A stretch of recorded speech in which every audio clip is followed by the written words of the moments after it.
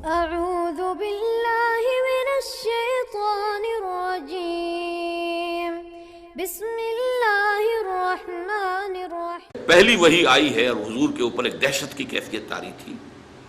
عالم بشریت کا پہلا ہوا تھا معاملہ عالم ملکیت کے ساتھ، جبرائیل سے پہلی ملاقات غار حرا میں۔ اس کی طبیعت کے اوپر طبعاً جو ہے ایک دہشت تھی۔ آئے ہیں تو کانپ رہے تھے، پھر بخار چڑھ گیا ہے۔ اس میں کہا ہے آپ نے خشیت علی نفسی، خشیت علی نفسی، خشیت علی نفسی، مجھے اپنی جان کا اندیشہ ہے۔ یہ کیا صورتحال ہے، یہ کیا ذمہ داری ہے جو مجھ پر آ گئی ہے؟ تو وہی تھی، وہی غمخوار بھی تھی، وہی ہمت بندھانے والی بھی تھی، وہی ہے جس نے پہلے تو یہ کہا اللہ آپ کو ضائع نہیں کرے گا، آپ فکر نہ کریں، آپ تو یتیموں کی سرپرستی کرتے ہیں، بیواؤں کی خبرگیری کرتے ہیں، آپ بھوکوں کو کھانا کھلاتے ہیں، غریبوں کی جو ہے خدمت کرتے ہیں، اللہ آپ کو ضائع نہیں کرے گا۔ اور اس ضمن میں مجھے ایک واقعہ یاد آ رہا ہے۔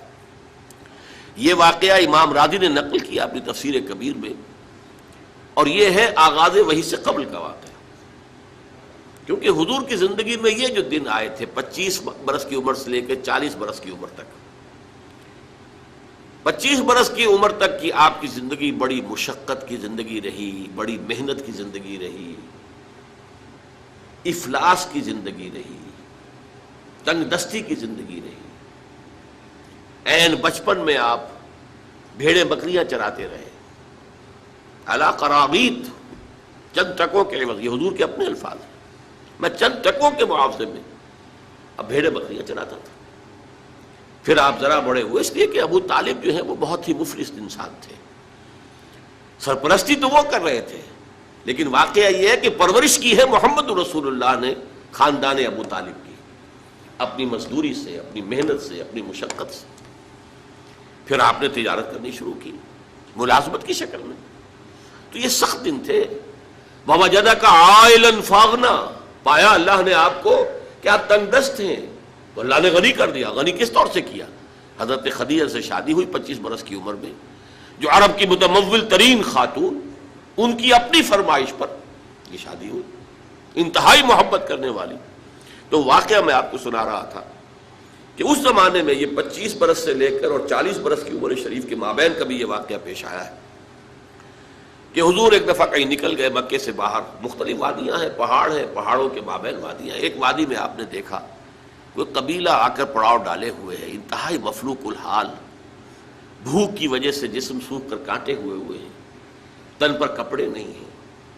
حالت دیکھ کر آپ آئے، انتہائی ملول اور غمگین ہو کر گھر میں آ کر چادر لے کر لیٹ گئے۔ اب پوچھا حضرت خدیجہ نے کیا ماجرا ہے، کیا معاملہ ہے؟ آپ نے فرمایا میں گیا تھا باہر فلاں وادی میں، میں نے یہ دیکھا فلاں گھاٹی میں ایک قبیلہ ہے، پڑاؤ ڈالے ہوئے ہیں اور یہ حال ہے۔ حضرت خدیجہ اور فرمانے لگے کہ میرے پاس دولت نہیں ہے کہ میں ان کے لیے مدد کر سکوں۔ سرمایہ تو حضرت خدیجہ کا تھا نا، آپ کی اپنی ذاتی دولت تو نہیں تھی۔ اس پر حضرت خدیجہ نے فرمایا اچھا آپ جائیے اور بڑے بڑے قریش کے چند سرداروں کے نام لیے کہ ان کو بلا لائیے۔ حضور گئے، وہ سب آ گئے۔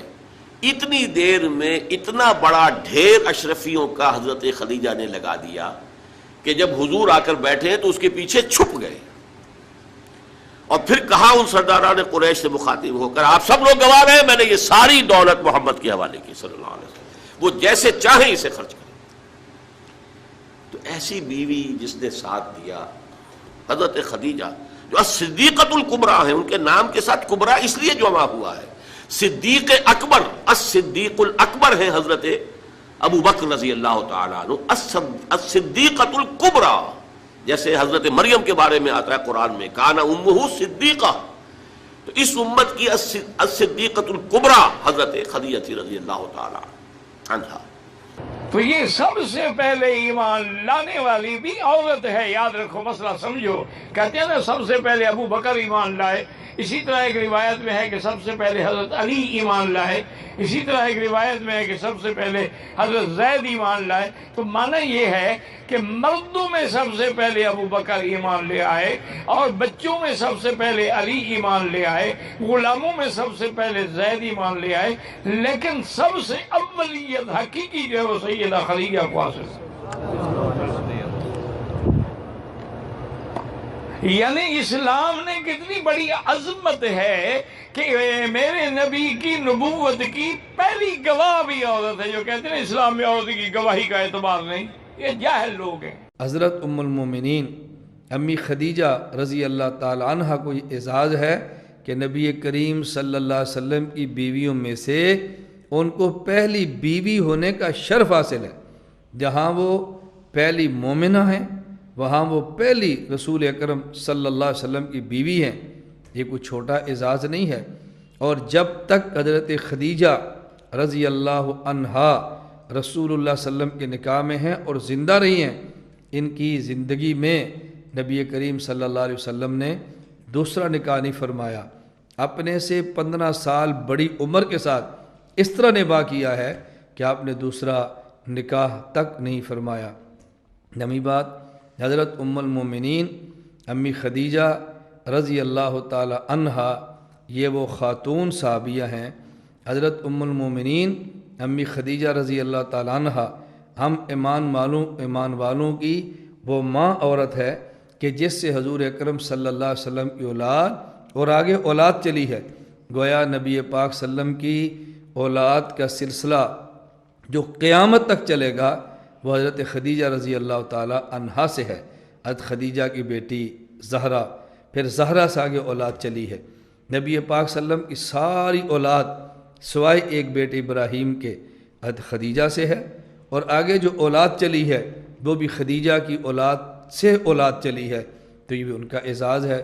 اور 10ویں بات، حضرت خدیجہ رضی اللہ تعالیٰ عنہ کو یہ بہت بڑا اعزاز حاصل ہے کہ حضور اکرم صلی اللہ علیہ وسلم نے اپنے مبارک ہاتھوں سے حضرت ام المومنین امی خدیجہ رضی اللہ تعالیٰ عنہ کو جب وہ نبوت کے 11ویں سال فوت ہوئی ہیں تو ان کو قبر کے اندر اتارا ہے.